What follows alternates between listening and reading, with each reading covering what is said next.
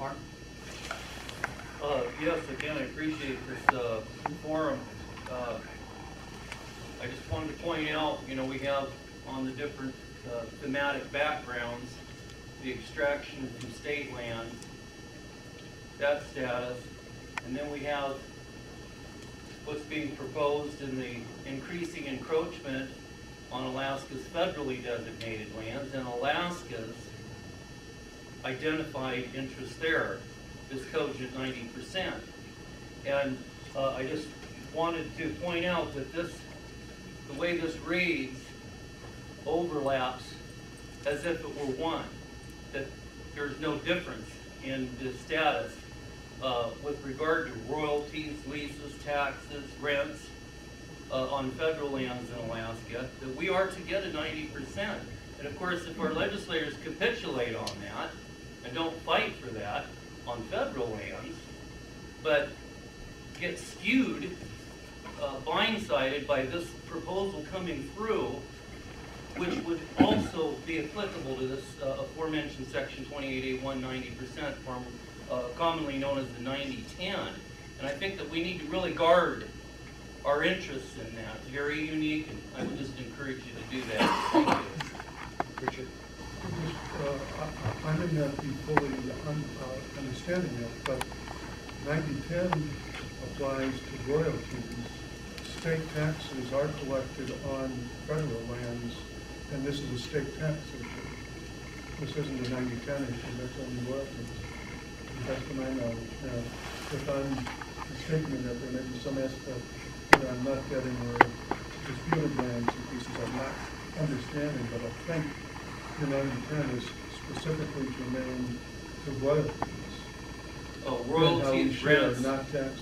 royalties, rents, leases, the extraction. But that's not the taxes. The production tax is separate.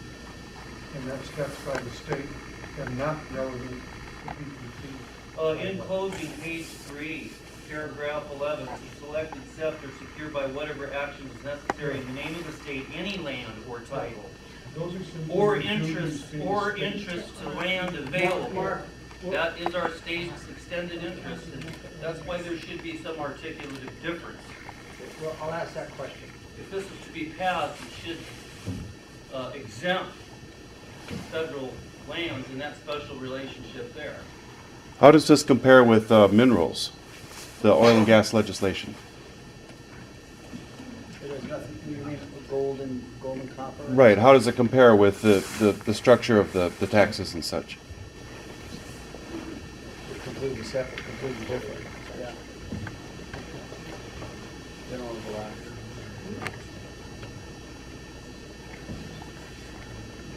Herb? One of the questions I asked on Friday was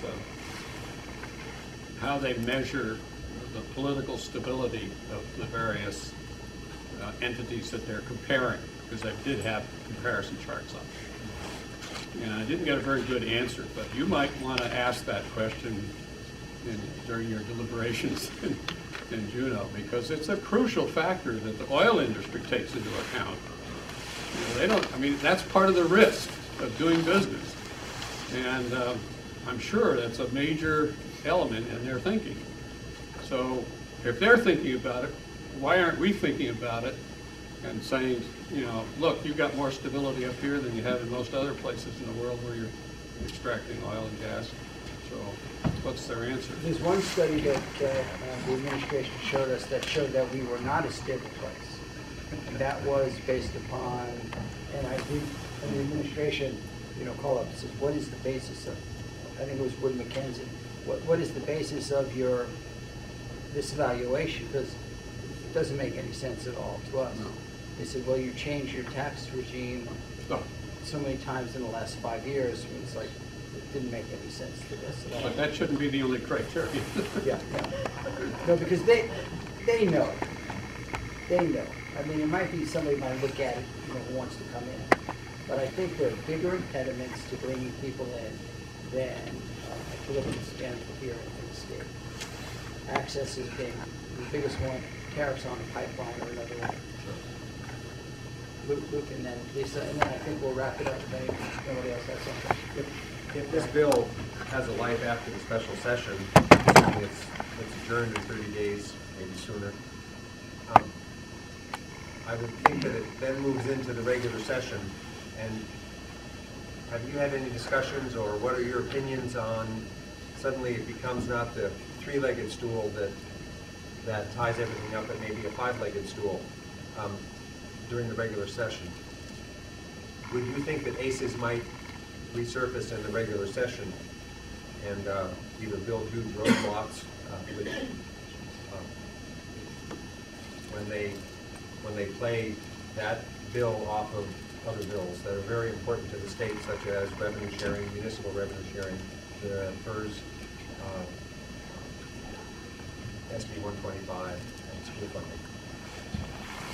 Well, no good deed goes unpunished. We expect to go into the next session with some GE proposal in front of us. So I think having this on the table as well as that, not through the deliberative process. So hopefully it'll be done and taken care of. And I don't know. I mean, some people want to drag things out to kill them. Other people want to just do the worst that they could do or vote against this because we all have different motives. Good. You did. Gary just walked in. Yeah, thank you.